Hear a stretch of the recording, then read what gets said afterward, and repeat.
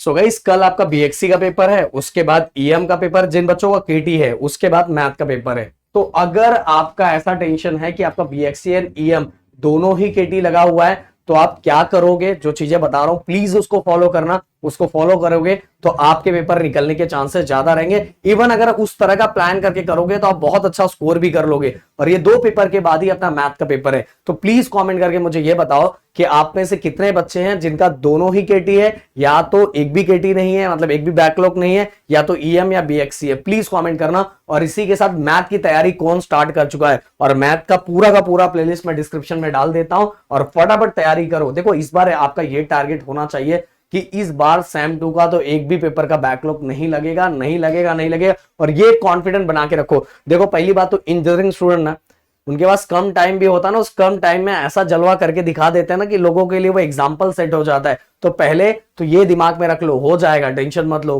कर लोगे और करके दिखा दोगे।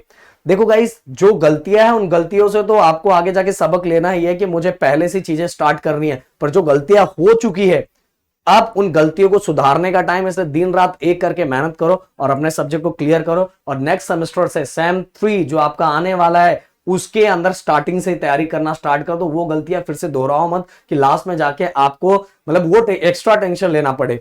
अब मैं अगर बात करूं बीएक्सी एंड ईएम, तो भाई कल ही आपका बीएक्सी का पेपर है। तो बीएक्सी का जो अगर मैं देखो, सबसे पहले बीएक्सी का आपको क्वेश्चंस आधे 1 घंटे के अंदर आपको क्वेश्चंस निकाल लेना चाहिए कि कौन कौन से चैप्टर के अंदर कौन कौन से टॉपिक इंपॉर्टेंट है, वो एग्जाम में आ रहा है। ओके, इसका ऑलरेडी आपके पास डाटा बन चुका होगा मुझे लगता है, क्योंकि अभी तक तो आपने बना लिया होगा।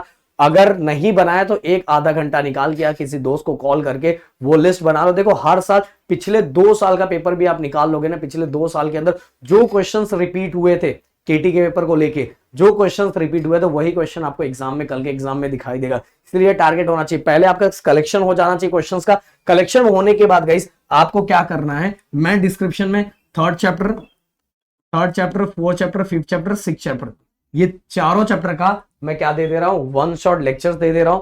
इनको जाके पहले 1 घंटे में आप 1 आवर बनाने के बाद, और बहुत छोटा वीडियो, इतना लेंथी वीडियो भी नहीं दिया है, इसलिए उसको देख के आप बीएक्सी का पेपर देखो। आज एक्स्ट्रा जागना पड़ेगा, एक्स्ट्रा जाग के, क्योंकि देखो जो गलतियां हुई उन गलतियों को सुधारना पड़ेगा ही, और सुधारने के लिए कोई एक्स्ट्रा हार्ड वर्क तो करना पड़ेगा। बट एक्स्ट्रा हार्ड वर्क, अब गधा वर्क करने का टाइम नहीं, स्मार्ट वर्क करने का टाइम है, क्योंकि अपने को कल वो पेपर निकालना है। तो अगर आपने लिस्ट बना लिया है तो भाई 3, 4, 5, 6 आप शेड्यूल लगा लो, बहुत कम टाइम का है आपका। 1, 2, 2-2:30 बजे तक आप आराम से देख के कंप्लीट कर लो, और उन्हीं चीजों की बार बार प्रैक्टिस कर लो। देखो कल ये क्वेश्चन दिखाई देंगे एग्जाम के अंदर, पर आपको थोड़ा कॉन्सेप्ट भी क्लियर करना है। कॉन्सेप्ट क्लियर करने के लिए वीडियोस देखना बहुत जरूरी है। इसके बाद मैं बात करता हूं ईएम के लिए guys 3rd, 4th, 5th, 6th ये सभी के ऑलरेडी वीडियोस बने पड़े हुए हैं। बट अगर ईएम के बहुत सारे बच्चे वन शॉट लेक्चर्स की मांग कर रहे थे, ईएम का 1 शॉट लेक्चर्स देख के कुछ भी नहीं होगा, बहुत ज्यादा प्रॉब्लम क्रिएट हो जाएगा और फिर से चीजें समझ में नहीं आएगी।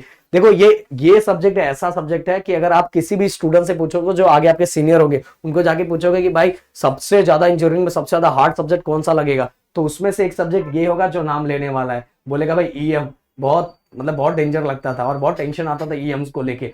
तो आपके साथ ही नहीं है कि बहुत सारे बच्चे, जितने इंजीनियरिंग स्टूडेंट हैं लगभग बहुत सारे बच्चे इसका नाम लेने वाले हैं। तो भाई इसको इसीलिए बहुत सही तरीके से निकालना है, और इसको निकालने के लिए हमारे कॉन्सेप्ट थोड़ा क्लियर होना चाहिए। इसीलिए आपको इसका कंप्लीट वीडियो देखना पड़ेगा। और 3rd, 4th, 5th, 6th ये सभी का मैं डिस्क्रिप्शन में लिंक डाल देता हूं। इसमें से एटलीस्ट आप कम से कम अगर 3 भी आप कर लोगे ना यार, फिर भी आपका बल्ले बल्ले हो जाएगा, आपकी चीजें निकल जाएगी पेपर। क्योंकि आप बैकलॉग का पेपर दे रहे हो, केटी का पेपर दे रहे हो, तो भाई आपका पहला तो टारगेट होना चाहिए पेपर क्लियर होना, पेपर निकल जाना, इस बार रहना ही नहीं, ये टारगेट आपका होना चाहिए। इसलिए कम से कम एटलीस्ट इसके अंदर के 3 चैप्टर आपको कर लेने हैं। और टारगेट आपका होना चाहिए, जैसे कल आ रहे हो, कल के दिन 2 एंड परसों, कल के दिन तो 2 और सुबह शाम करके, जैसे आप देखो अभी आपका प्रॉब्लम ऐसा चल रहा है कि आपके पास टाइम बहुत कम है और काम बहुत ज्यादा करना है।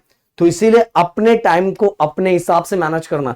फिर भी अगर ईएम का टाइम आप मैनेज नहीं कर पा रहे तो मुझे जरूर कमेंट कर देना, मैं सुबह ही इसके लिए एक स्पेशल वीडियो बना दूंगा। जैसे आप बीएक्सी का पेपर देख के आओगे तो चीजें आपको थोड़ी हेल्प करेगी। पर अगर आप चाहिए तो उसके लिए कमेंट करना। और मैथ के लिए लगातार तैयारी स्टार्ट कर दो, जिनका ये दोनों नहीं है, ये दोनों नहीं, उनकी तैयारी स्टार्ट होनी चाहिए। और लगभग अभी बहुत सारा प्रैक्टिस तो होके खत्म हो गया, क्योंकि आपका सिलेबस हमने बहुत पहले खत्म कर दिया था। बस ये चीजें थी कि हमने इसका कोई चार्ज नहीं लिया था, हमने सब कुछ फ्री ऑफ कॉस्ट किया था। तो मैं चाहता हूं, मैंने बोला था, आप सभी से प्रॉमिस लिया था कि इस बार सेमेस्टर 2 में जितने भी जगह हर कॉलेजेस के टॉपर बस प्रदीप गिरी एकेडमी को होना चाहिए। बस यही मुझे रिटर्न गिफ्ट चाहिए, तो मैं आपका M3 भी स्टार्ट कर दूंगा। मिलता है नेक्स्ट वीडियो में। Thank you so much guys. जय